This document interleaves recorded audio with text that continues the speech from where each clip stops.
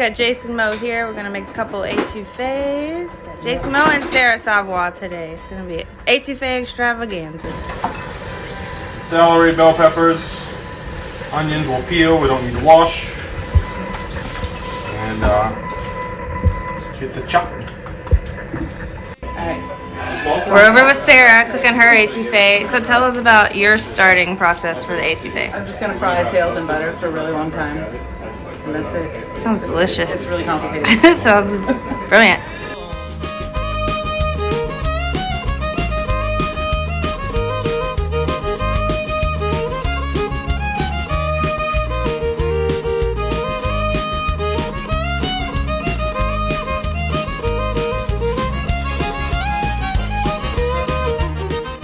On the root, and then I'm gonna slice them with the curvature of the onion, right?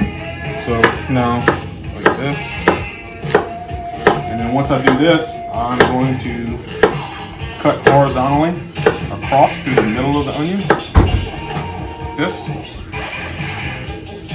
just a couple of those, and then what happens is because you have all those cuts, you just shave it, and everything's diced. It's kind of a quick way to slice an onion.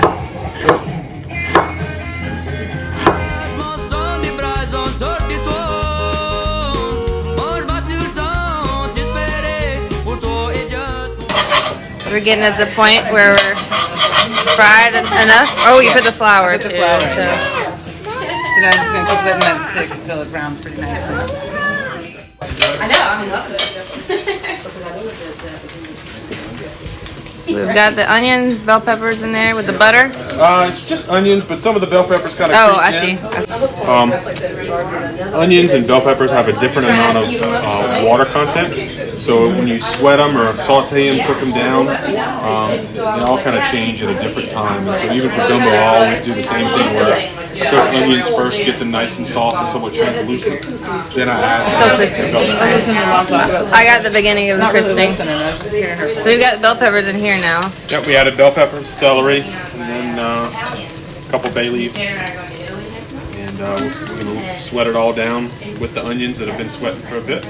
It's hard. The structure is very. We'll add some crawfish, a little bit of flour.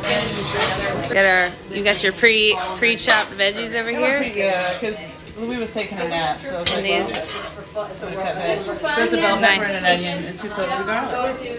Love it. It was more than like 30 seconds. Now we've got the veggies. I'm glad you got that. So now I'm just gonna let those cook down too. Yeah. Two completely different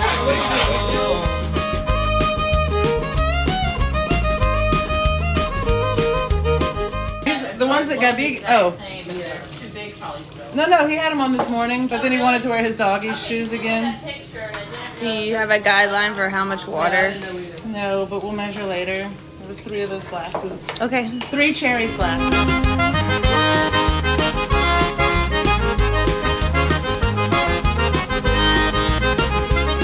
Now we've sweated them down, sauteed them a long while, and the onions have a little bit of firmness to them, but not much. And so it's basically reduced everything down to, just a soft mash of veg. So that's the point where I'm going to put the crawfish in. Remember, we had our crawfish bags rinsed with stock to make sure we got all the fat. We're going to put this in, get it a little warm, and then we'll start adding flour slowly at a time, just to marry with all the liquid, and that's going to be our thickening agent.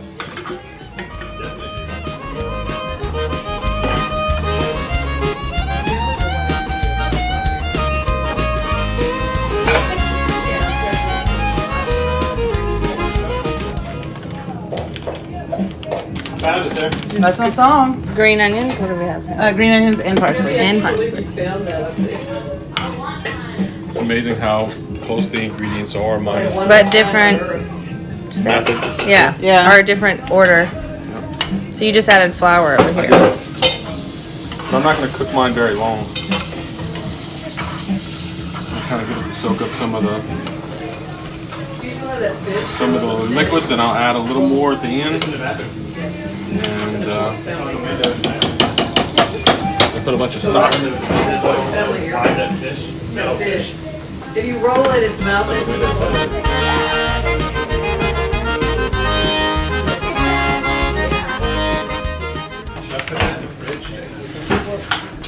Fridge, freezer, whatever you want.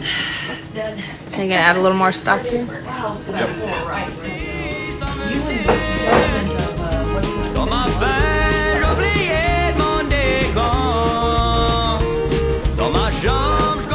Tell us about this apron you're wearing, Jason.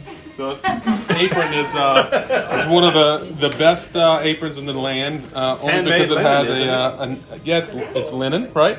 It fits my rotund physical appearance just nicely. It kind of hides a little bit of the belly, but it has a beautiful Valcool Records patch on it, and that's the best record label in the South. Them eggs. Yes, it's a pain in the butt.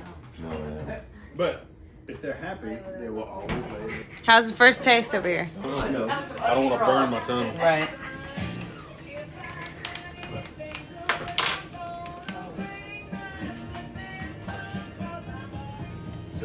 I'm done. My name's Sarah Safwa, and we're in Eunice, Louisiana, where I grew up. We're actually in Tasso, if that helps. And we made an étouffée. I never cared much about étouffée. I always figured it was a waste of crawfish because I'm a boiled crawfish freak. But an étouffée is a great thing to do with leftover crawfish, and I think we already talked about that. So, it was pretty cool cooking the étouffée at that house where Joelle's living now, because that's where my grandparents lived when I was a little girl. My earliest memories include when I was about 3 years old and my grandma gave me some pot scrapings, what we call the grémy, when she was cooking a pot roast. And it's just this like coagulated blood and fat with spices. And I put that in my mouth, and it was still today probably the best thing I've ever tasted in my life from an old black pot. And so I think that just kind of launched me into this cooking thing, because if you could take meat and make just its drippings taste that good, then I figured there was something to learn there. And she was an awesome cook. And so my dad learned cooking from his mom and his dad, and I learned a lot from my dad, and then lived overseas a lot, and so I figured out a lot of my own stuff over there too. And I still try and stick to my roots when I'm cooking Cajun food. Personally, when I'm cooking an étouffée at home, I will add like a splash of cream just to take a little bit of that acidity off from the tomato. The old Cajuns would just cook their tomato sauce down for a real long time, slow and low, so they wouldn't get that acidity.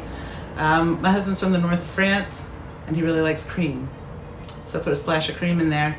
But it's still a hearty, kind of rip your face off sort of dish, like most Cajun food. It's right up in your face. Whereas I feel like Jason's was so delicate, and that's what I said when we were tasting the two at the table.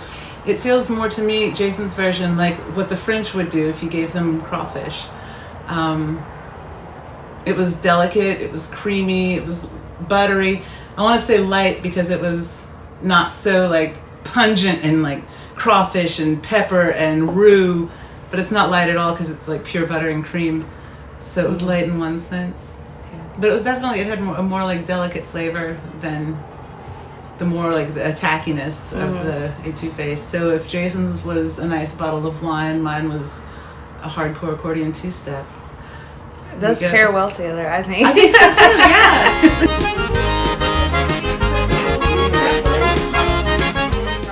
All right, Jason, so we had your étouffée tonight. Tell us a little bit about it. Yeah, so mine was more of the, I think what we affectionately call the cream or the butter version. So it doesn't have tomatoes, it doesn't have a dark roux, a little bit of flour, but it's basically your typical holy trinity, onions, bell peppers, celery, a little bit of garlic, bay leaf, but stewed down quite a bit. So just the standard lighter creamy version of étouffée, opposed to what Sarah made, which I kind of liked a little better. A little more tomato, more acidic, a little more flavor, punchy in the face kind of deal, where this one's more just very silky and smooth. So I grew up on a rice farm in Vermilion Parish, so it's namesake of my name, right? It's in Mill, Louisiana, and we had about 200 acres of rice farms, and every year my grandfather and I would do about 30 crawfish traps, and we would just walk it ourselves with an ice chest and a number 2 tub. And once we were done, my grandmother would boil them on the stove, right? It's not the iconic crawfish boil you see now, because we were just boiling enough for us to eat. And after we were done with those crawfish, we would make étouffée with that. And so some of my first memories were her teaching me how to make the étouffée using, crawfish that we caught. Yeah, what did the chef say? How do you feel? Sarah's better. I love Jason's. It's really, really delicate and beautiful. Would you say it's tender? It's definitely tender. The red one is absolutely similar to what we grew up eating at home. Like Sarah and I, what my dad would make. All this crawfish is farmed right around here. It comes from right down the road. And I would say the red one tastes exactly like Dad's. Even though you approach it really differently, it still tastes like Dad's. Because you have that kind of heavy flour and kind of Smoky roux and savory. tomatoey thing. That's a whole different world. So trying this, I don't know, let's see.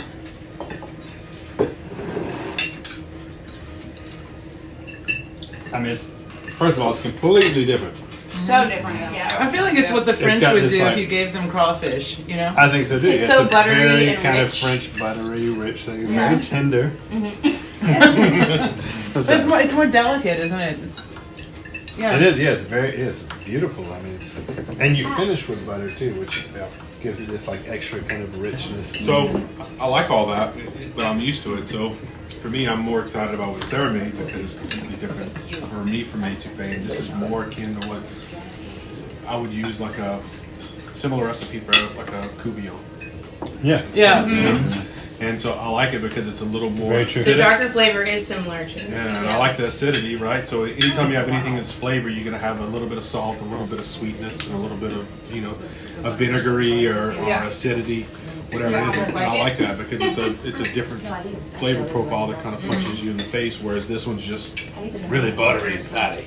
So Joelle and I we're always talking about how our favorite étouffée is the crawfish boil étouffée. Because if you so happen to have crawfish tails left over after a crawfish boil, and you just start peeling those, and then you get to choose how much fat you get in there, don't you, Jason?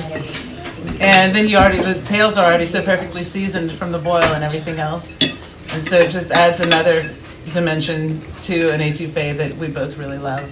Yeah. You don't have to sing, you gotta write it down now. Yeah,